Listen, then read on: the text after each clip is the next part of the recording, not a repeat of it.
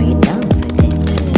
If you're in the mood, can take it to the moon. Just like a movie scene, table for two. No need to be fair, I want you instead. Assalamualaikum warahmatullahi wabarakatuh. Halo semuanya, kami dari kelompok 4. Perkenalkan, nama saya Imtiaz Anantasya Sedina Chani dengan NPM 23106310 582.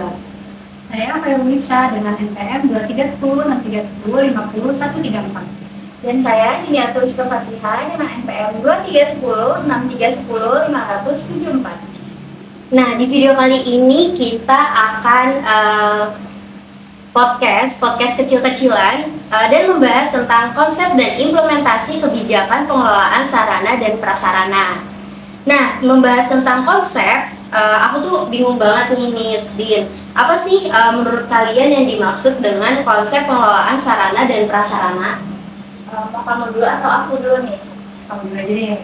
Oke, kalau menurut aku ya Yas, konsep pengelolaan sarana dan prasarana itu tuh kayak proses merencanakan, mengatur, dan membangun ulang sarana dan prasarana yang ada untuk mengoptimalkan pembelajaran yang ada. Nah, tadi kan kamu udah membahas tentang ada merencanakan tadi ya. Nah, menurut kamu nih, penting nggak sih prasarana dan prasarana itu sendiri gitu dalam membangun proses belajar dan mengajar? Tentu penting dong, kan sebagai penunjang buat memberikan penunjang itu, maksudnya memberikan tambahan untuk siswa itu sendiri.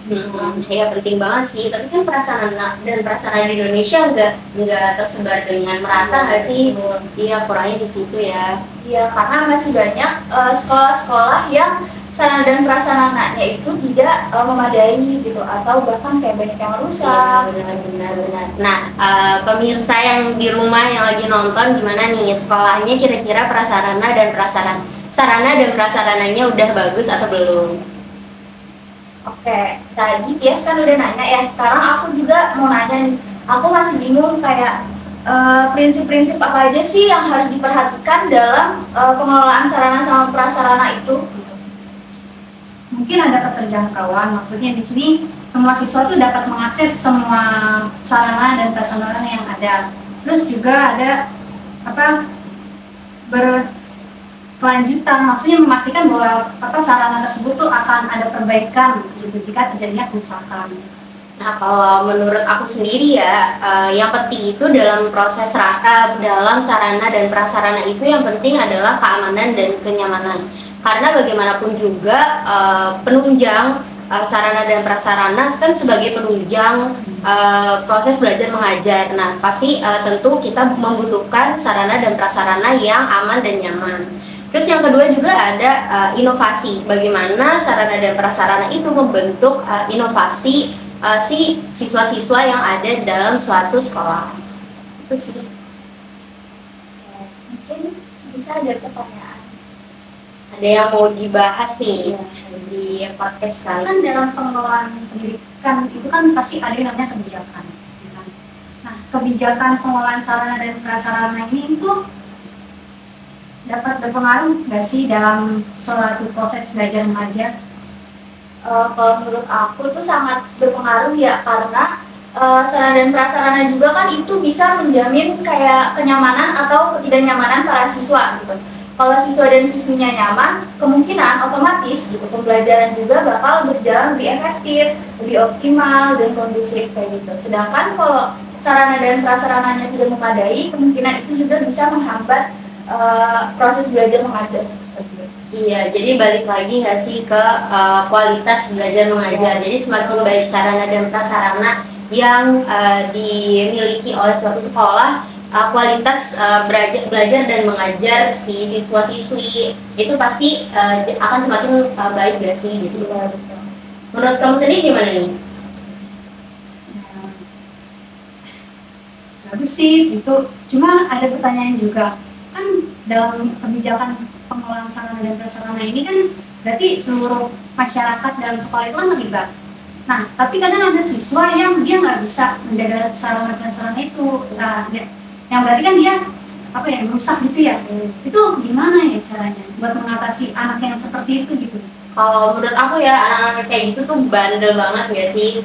Tapi kan kita sebagai calon guru nih yang nantinya akan menjadi guru, menurut aku itu harus butuh pendekatan secara pribadi. Kenapa siswa itu melakukan suatu yang tidak senonoh, maksudnya dia kan merusak fasilitas sekolah. Terus kalau menurut aku kita sebagai calon guru yang nantinya akan menjadi guru, jadi seorang guru itu harus meningkatkan rasa disiplin oleh siswa gitu ke siswa, supaya si siswa tersebut enggak melakukan hal-hal yang seperti itu. Kalau menurut kamu gimana nih? Aku juga setuju kayak Tias, karena pasti dibalik dia ngelakuin itu pasti ada alasannya kan. Nah kita juga sebagai calon guru gitu, kita harus nggak boleh langsung menghakimi nih, kita kayak adain pendekatan dulu, tanya kayak gitu.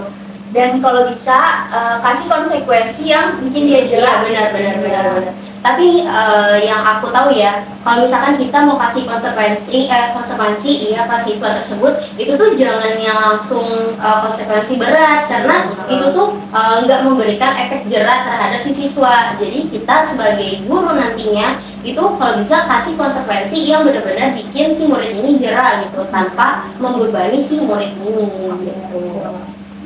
Jawabannya bagus, terima kasih. Iya. Terus aku juga pengen membahas, kan yang sebelumnya Tias udah bicarain kayak sarana dan prasarana di kita tuh nggak merata gitu. Menurut kalian tuh tantangan terbesar apa sih yang membuat sarana dan prasarana di daerah, maksudnya di Indonesia gitu, belum merata sepenuhnya kayak gitu?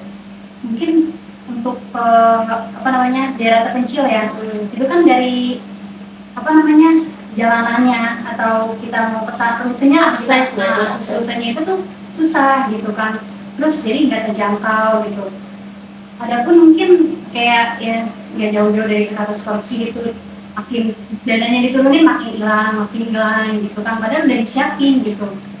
Jadi mungkin ada juga bantuan dari masyarakatnya gitu, kayak misalnya volunteer kan membantu gitu. Ya, menurut aku benar banget sih, karena kan di Indonesia ini daerah terpencil yang punya sekolah itu kan banyak ya. Terus biasanya tuh daerah-daerah yang selalu dilihat oleh pemerintah adalah daerah-daerah yang emang iya daerah-daerah seperti perkotaan gitu kan, karena kan daerah terpencil juga penduduknya nggak sedikit gitu, jadi nggak terlalu, aku nggak tahu sih ya, mungkin ini menurut perspektif aku kayak gitu, menurut sudut pandang aku kayak gitu. Jadi yang dilihat tuh selalu yang kota-kota besar, jadi yang ada ketimpangan sosial di dalamnya gitu. Jadi kayak yang kota besar tambah maju, yang terpencil makin terpencil gitu. Ya semoga aja nanti kedepannya sarana dan prasarana pendidikan di Indonesia itu semakin merata gitu, biar tidak ada ketimpangan sosial lagi. Amin. Terus kayak kalau misalkan di Indonesia itu kan sarana dan prasarananya kayak belum terlalu memadai gitu. Kalau di luar negeri kan udah pakai akses yang teknologi canggih. Nah menurut kalian itu tuh gimana sih cara kita supaya bisa menyeimbangi pendidikan di luar negeri? Gimana ya? Mungkin sekarang juga masih dalam proses menyeimbangi ya, mungkin kayak sedikit demi sedikit gitu. Mungkin bisa lebih kayak diupdate lagi gitu teknologinya, karena kan setiap perkembangan zaman itu teknologi kan pesat banget gitu majunya. Jadi kalau bisa diupdate terus biar bisa diterapkan ke sekolah-sekolah gitu, biar sarana dan prasarana kita juga tidak tertinggal dari negara-negara lain. Kalau diupdate sih pasti bakal diupdate.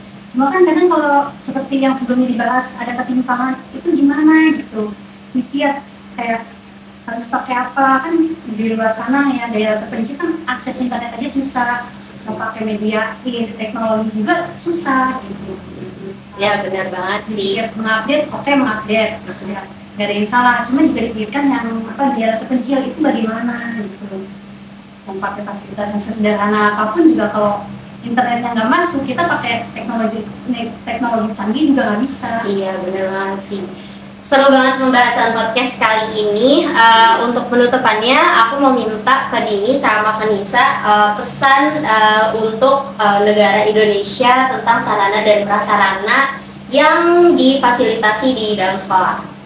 Mungkin kalau dari aku sarannya lebih diseimbangkan lagi antara sarana dan prasarana di sekolah yang di perkotaan atau di pedesaan gitu, yang walaupun aksesnya susah gitu, tapi sebisa mungkin dioptimalkan untuk pembenahan sarana dan prasarana di daerah terpencil. Kalau untuk aku sendiri, mungkin dari kebijakan pengelolaan sarana dan prasarananya, itu mungkin dari warga sekolahnya, ya masyarakat sekolahnya itu bisa membantu menjaga sarana dan prasarananya gitu lah, mengelola dengan baik, terus menggunakannya dengan bijak, tidak merusak gitu kan. Ya intinya dalam menjaga sarana dan prasarana itu mereka harus bisa kerjasama lah masyarakat itu. Ya betul sekali. Di podcast kali ini yang membahas tentang sarana dan prasarana, dari kami segitu, kurang lebihnya mungkin mohon dimaafkan. Semoga podcast kali ini bermanfaat untuk kita semua. Kami tutup. Wassalamualaikum